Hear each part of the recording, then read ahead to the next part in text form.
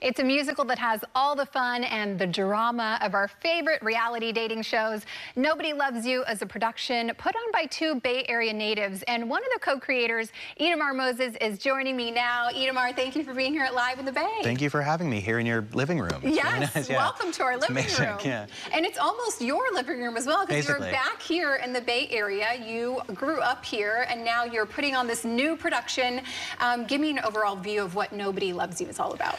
Nobody Loves You is a satire/romantic comedy musical about a philosophy grad student who doesn't like reality TV and thinks it's ridiculous, but his girlfriend breaks up with him to go on her favorite reality dating show, so he follows her to try to get her back. But when he gets there, he discovers that they've picked him and not her. So he's trapped on this show and doesn't want to be there and decides to try to destroy it from within, and comedy ensues. This is hilarious because I think we can all agree we watch these dating shows because they are such a train wreck, and that's why they're so entertaining. Yeah. And so what kind of gave you the idea to bring that to the stage in a musical? I mean, the first question with any musical is, why is anybody singing? It's like sort of a ridiculous conceit, but the composer Gabi Alter and I realized that when people are on camera, be it on reality TV or social media or live local news shows, you're aware that you're in some way performing, and it puts people in this heightened state, and we thought, oh, that earns you the songs, the heightened state that you need to be in a musical. Yeah.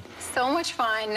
You co-created this with somebody that you went to Berkeley High School with. Yes. You guys are back home. What is it like to be back here, kind of in your stomping grounds, and have this show? I mean, it's incredibly special.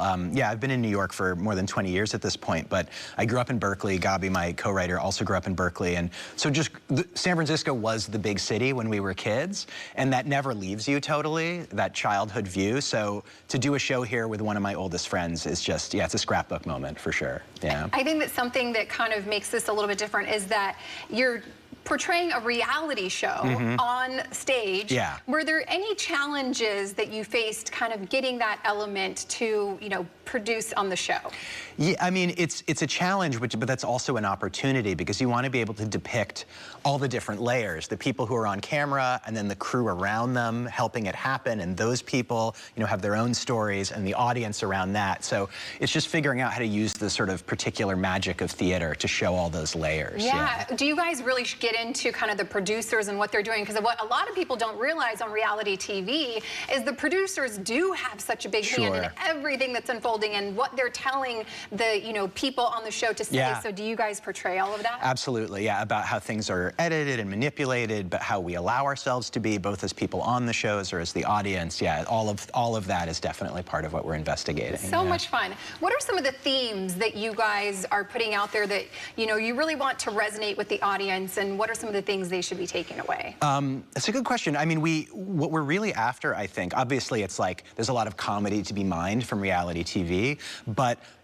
we also sort of see it as a larger investigation of this way, be it through social media or dating apps, that we're trying to, or even just when we meet people for the first time, you put forward the best version of yourself. This surface where really connecting with other people involves vulnerability and letting your guard down. And so it's a comedy, but we also think there's this serious idea in there about the need for vulnerability and human connection. So you'll laugh, but then you'll shed a tear at the end. Yeah, I was just gonna say, you know, the comedy, but also dating has some deep themes. So how did you kind of balance those two when creating this?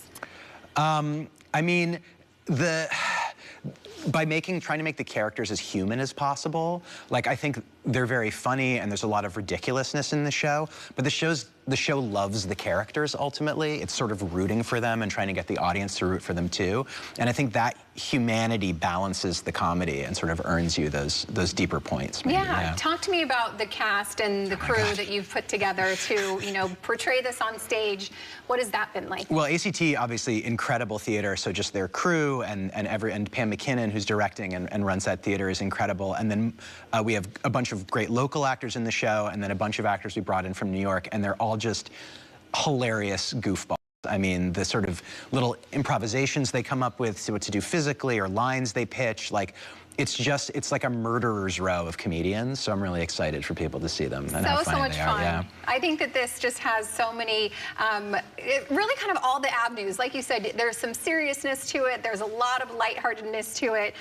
What are you most excited about for this to hit the stage here in the Bay Area? I mean, you sort of touched on it, because I think, interestingly, it's turned out to kind of be a show for everybody. Like, if you're obsessed with reality TV and you love it, obviously, great. But it's also a show for people who are suspicious of reality TV and never watch it, or if you're more like me and you're sort of like, it's a guilty pleasure, so you do watch it, but you're kind of like downplaying how much you watch it. It's a show for all of those people, which is everybody. So fun. Itamar, where can people come and check it out, and how can they get tickets, all the things? We start performances this Friday, previews at the Tony Rembe Theater on Geary Street, but you can go to ACT's website, you can call their box office, tickets are available now, and we run through at least the end of March. Awesome. So, yeah. Well, thank you so much for joining us. This sounds like it's going to be so much fun, and enjoy your homecoming. Thank you. Thank you very much.